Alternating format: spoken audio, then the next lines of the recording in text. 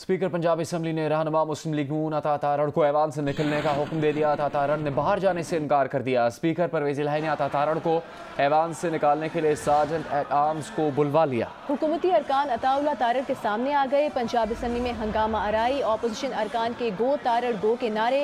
Speaker Punjab assembly ने कहा कि अता तारड़ ऐवान से निकल जाएं, उन्हें यहाँ देखना नहीं चाहते। इस वक्त ताज़ा तरीन सूरत हाल क्या है, बात करेंगे। आजम मलिक हमारे साथ मौजूद। आजम, इस वक्त क्या हालात है, क्या हो रहा है असम्बली इजलास में? जी देखिए, आज सुबह से ही जियो न्यूज़ अपने देखने वालों को लम्हा बलम्हा आगाह कर रहा था। पंजाब असम्बली का बजट सेशन था। आइंदा माली साल 2022-23 का ये बजट था जो पेश होना था 2 बजे।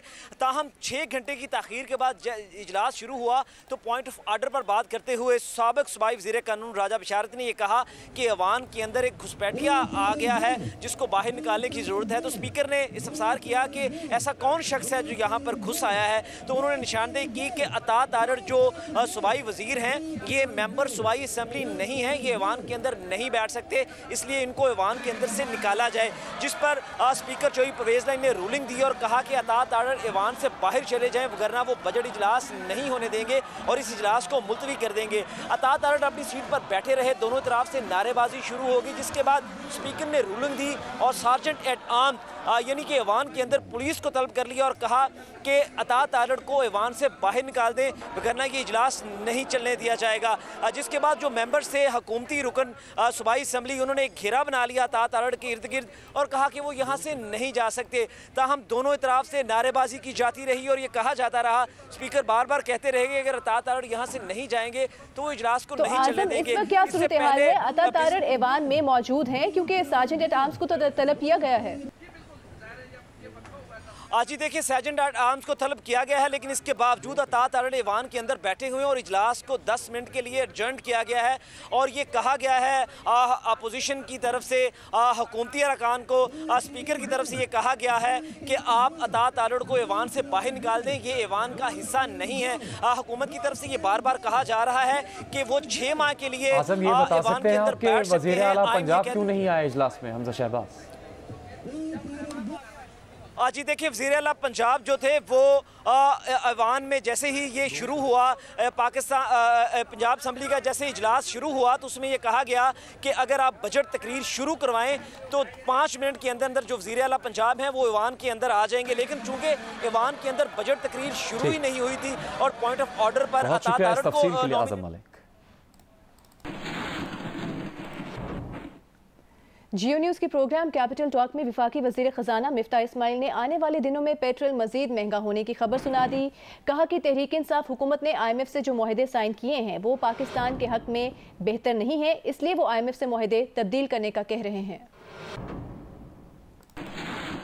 हमको ये सही स्टेप लेने पड़ेंगे जो कि बहुत पेनफुल। तो ये सही स्टेप का मतलब ये होता है कि पेट्रोल और महंगा कर दो, मजीद महंगा होगा। 3-4 साल की खान साहब की बद इंतजामी को एक दिन में ठीक नहीं कर सकते। 2-4 महीने के बाद कोई अच्छी खबर देंगे आप? मुझे इंशाअल्लाह ताला अल्लाह की ज़ात से उम्मीद है कि 1-2 महीने में हम 3 महीने में इन्फ्लेशन कंट्रोल कर लेंगे। इन्होंने साइन करी है शौकत तरीन ने, इमरान खान ने, वो चीज़ें जो है वो पाकिस्तान के लिए भी हक में नहीं है और उससे महंगाई तो आएगी। तो आप IMF को ये कह रहे हैं कि जो साइन किए, जो मुआहदा किया इमरान खान की हुकूमत ने, उसको जरा चेंज करें? बिल्कुल, मैं कोशिश कर रहा हूँ चेंज करवाने की। और आपको उम्मीद है कि चेंज हो जाएगा? मुझे अल्लाह ताला की ज़ात से बहुत उम्मीद है। देखिए, मैं उनको ये नहीं कह रहा हूँ कि मैं टैक्स कम करूँगा, मैं ये नहीं कह रहा हूँ कि मैं नौकरी पेशा लोगों के ऊपर टैक्स कम करूँगा तो ये डेफिसिट कर दूंगा।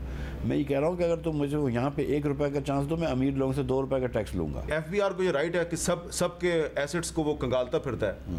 जो FBR के अफसरान और अमला, निचला अमला भी 5 साल से ज्यादा FBR में काम कर चुका है, उनके एसेट्स भी चेक करें आप। ये आइडिया अच्छा है आपका, ये भी देख लेते हैं। अच्छा, सिर्फ आपको इस्लामाबाद में पता चलेगा कि कितनी जायदाद है लोगों। कनाडा के वज़ीर आज़म जस्टिन ट्रूडो का कोरोना टेस्ट मुस्बत आ गया, वो करंतना में चले गए। जस्टिन ट्रूडो का कहना है कि उनकी तबीयत बेहतर है क्योंकि उन्होंने कोरोना वैक्सीनेशन करवा रखी है। जस्टिन ट्रूडो ने कहा कि जिन लोगों ने कोरोना वैक्सीनेशन करवा ली है उन्हें भी चाहिए कि बूस्टर शॉट्स लगवाएं।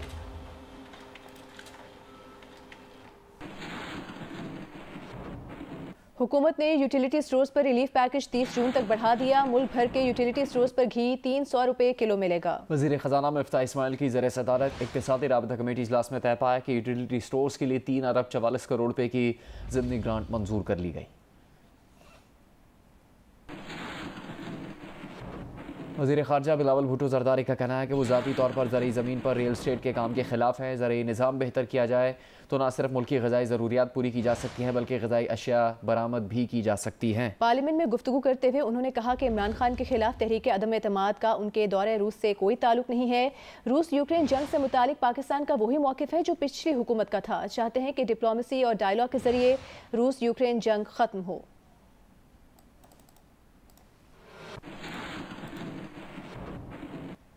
पैगम्बर इस्लाम के बारे में नाजेबा बयानात देने पर चीन ने भी हिंदू इंतहा पसंद भारतीय हुकूमत पर तनकीद की है। चीनी वजारत खारिजा के तर्जुमान ने आज प्रेस कॉन्फ्रेंस में कहा कि अना और नस्ली और मजहबी इम्तियाज़ को ख़त्म करना, अपने और दूसरों के दरमियान फ़र्क को समझना और तहजीबों के दरमियान अमन व मुकालमत को फ़रोग देना इंतहाई अहम है। पैगम्बर इस्लाम के बारे में नाजेबा बयानात की वजह से नरेंद्र मोदी की हुकूमत ने भारत में जो सूरत हाल पैदा की, तर्जुमान चीनी वजारत खारिजा ने उसमें जल्द बेहतरी की उम्मीद जाहिर की है।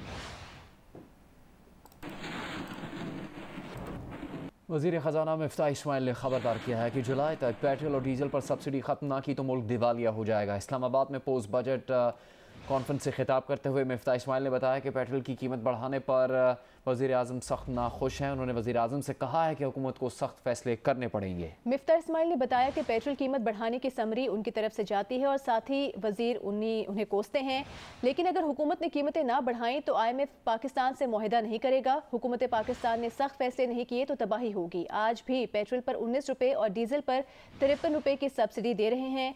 श्रीलंका में भी बहुत सब्सिडीज दी गई थी और वो दिवालिया हो गया। आज श्रीलंका महंगा पेट्रोल और डीजल खरीद रहा है और वहाँ दवाई नहीं मिल रही है।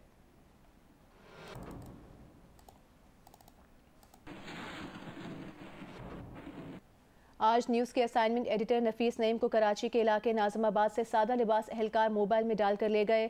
आज न्यूज़ इंतजामिया ने वाक़े की मजम्मत की है। All Pakistan newspaper society, Pakistan federal union of journalist, association of electronic media editors and news directors और कराची यूनियन ऑफ जर्नलिस्ट ने नफीस नईम को लापता किए जाने की शदीद मजम्मत की है।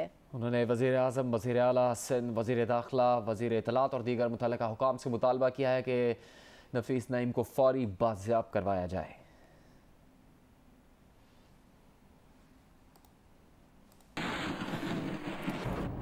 इमरान खान के पुराने साथी हामिद खान ने कहा है कि उन्होंने इमरान खान की ख्वाहिश पर उनसे मुलाकात की। मुलाकात में इमरान खान ने माना कि उनसे बहुत सी गलतियां हुई हैं। हामिद खान ने कहा कि इमरान खान ने उनसे कहा कि जहांगीर तरीन और अलीम खान का बहुत मनफी किरदार रहा है, उन्होंने इनको सही जज नहीं किया जिससे पार्टी को नुकसान हुआ। इमरान खान ने कहा कि जस्टिस काजी फाइज ईसा के मामले में उन्हें गुमराह किया गया, उनसे ये गलती हुई है। शाह महमूद कुरैशी साहब मेरे पास तशरीफ़ लाए थे तो उन्होंने कहा था कि खान साहब जो है वो मिलने को ख्वाहिशमंद हैं। उन्होंने इस मामले में बड़ा दिल दिखाते हुए उन्होंने माना कि बहुत सी गलतियां हुई हैं जिसकी वजह से पार्टी को नुकसान पहुंचा है। जहांगीर तरीन और अलीम खान ने इन दोनों के बारे में उन्होंने कहा कि इनका बहुत ही मनफी रोल रहा है। मुझे कहा कि आप सही इनके ख़िलाफ़ तहफ़्फ़ुज़ात का इज़हार किया करते थे और ये बात सही निकली। इसमें मुझसे ही गलती हुई, मैंने इनको सही जज नहीं किया और उसका नतीजा ज़ाहिर है पार्टी को नुकसान की सूरत में बर्दाश्त करना पड़ा। स्पेशल कोर्ट सेंट्रल ने शहबाज शरीफ और हमजा शहबाज के खिलाफ मनी लॉन्ड्रिंग केस में जमानतों की तौसीक का तहरीरी फैसला जारी कर दिया है। फैसले के मुताबिक केस में करप्शन, इख्तियारात के नाजायज इस्तेमाल और रिश्वत के इल्जामात पर अभी कोई शहादत मुयसर नहीं। इन इल्जामात पर मजीद तहकीकात की जरूरत है। FIA नैब केसेस में रिहाई के बाद शहबाज शरीफ और हमजा शहबाज को दोबारा गिरफ्तार करना चाहती थी जिससे बदनीयती जाहिर होती है। देखिए शाहिद हुसैन की रिपोर्ट। स्पेशल कोर्ट सेंट्रल का 22 सफ़ात पर मुश्तमिल तहरीरी फैसले में कहा गया कि शहबाज शरीफ और हमजा शहबाज पर जमानत के गलत इस्तेमाल का इल्ज़ाम नहीं। 2-3 पेशियों के सिवा शहबाज शरीफ मुसलसल पेश होते रहे हैं। तफ्तीश मुकम्मल और चालान जमा है, इसलिए गिरफ्तारी से कोई फ़ायदा नहीं होगा। 16 अरब के मुकाबले में सिर्फ 6 करोड़ 70 लाख रुपए अकाउंट्स में जमा होने का जिक्र है। पैसे जमा कराने वाले 64 अफराद में किसी ने शहबाज शरीफ और हमजा का नाम नहीं लिया। उनके बयानात में रिश्वत और किकबैक का जिक्र भी नहीं। शहबाज शरीफ और हमजा जेल में ही शामिल तफ्तीश हो गए थे।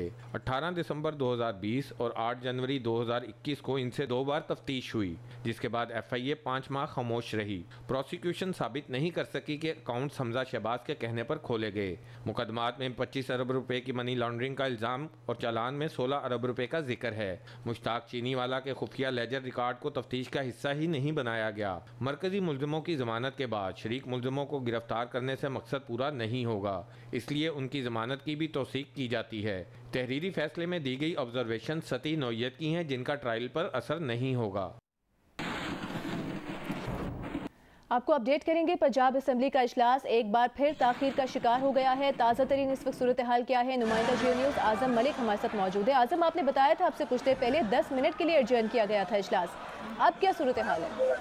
जी बिल्कुल, पंजाब असेंबली का इजलास 10 मिनट के लिए एडजर्न किया गया था, जिसमें यह कहा गया था स्पीकर चौधरी परवेज़ इलाही की तरफ से कि अगर अतात आरड़ को ऐवान से बाहर नहीं निकाला गया तो वो आज इस ऐवान में बजट पेश नहीं होने देंगे। आपको याद होगा गुज़श्ता चौधरी परवेज़ इलाही ने गुफ्तगू में ये कहा था कि कल का होने वाला बजट इजलास होगा या नहीं, ये मानी खेज है, ये सवालिया निशान है। तो आज सबसे बड़ा जो इशू बना वो ये था कि अतात आरड़ जब तक ऐवान से बाहर नहीं जाएंगे ये ऐवान नहीं चलेगा। 10 मिनट का टाइम दिया गया था, इजलास को एडजर्न किया गया।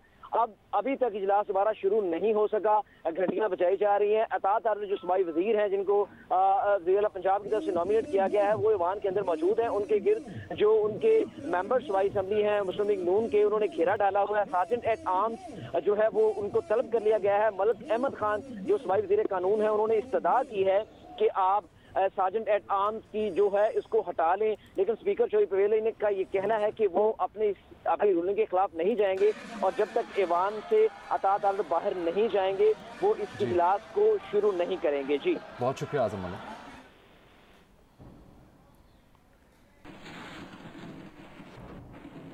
फाइनेंशियल एक्शन टास्क फोर्स का इजलास कल मंगल से जर्मनी में शुरू होगा। पाकिस्तान को दिए गए एक्शन प्लान पर अमल दरामद का जायजा 15 और 16 जून को लिया जाएगा। वज़ीर मुमलिकत बराए खारिजा अमूर हिना रब्बानी खैर पाकिस्तानी वफ्द की क़यादत करेंगी। वफ्द में दफ्तर खारिजा और दीगर वजारतों से एक नुमाइंदा वफ्द का हिस्सा होगा।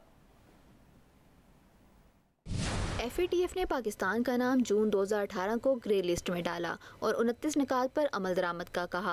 ये निकात मनी लॉन्ड्रिंग और दहशतगर्दों की माली मामलात रोकने और अक़वाम मुत्तहिदा की तरफ से दहशतगर्द तंजीमों के खिलाफ मुकदमात कायम करके इनके खिलाफ पाबंदियाँ आयद करने से मुतल्लिक थे। पाकिस्तान ने 2019 में 27 में से 26 निकात पर अमल दरामद कर लिया था, ताहम मजीद 7 निकात पर अमल दरामद करने का कहा गया। पाकिस्तान ने 2021 में 7 में से 6 निकात पर भी अमल दरामद कर लिया। गुज़िश्ता हुकूमत के दौर में FATF के एक्शन प्लान पर तेजी से अमल दरामद किया गया और FATF की गुज़िश्ता इजलास में पाकिस्तान की कारकर्दगी की तारीफ की गई, लेकिन ग्रे लिस्ट से नाम ना निकाला गया। वज़ारत ख़ज़ाना के ज़राए का कहना है कि FATF के हालिया इजलास में पाकिस्तान का नाम ग्रे लिस्ट में डालने के लिए नहीं भिजवाया जा सकता, क्योंकि ऐसा करने के लिए तुर्की, चीन और मलेशिया के वोट दरकार हैं। इन तीनों ममालिक ने पाकिस्तान को अपनी हिमायत का यकीन दिलाया है। साथ ही रिपोर्टर अशरफ मलखम के साथ ज़मीन सहरा, जियो न्यूज़, इस्लामाबाद। वज़ीर आज़म शहबाज शरीफ ने कहा है कि भारत जाबराना हथकंडों से भारतीय मुसलमानों को दबाने की कोशिश कर रहा है। इक़दामात का मकसद भारतीय मुसलमानों को सियासी, इक़्तिसादी, सकाफती तौर पर मज़ीद पसमानदा करना है। वज़ीर आज़म शहबाज शरीफ ने यह भी कहा कि अब भारत के असल जमहूरी चेहरे की हकीकत दुनिया के सामने आ चुकी है।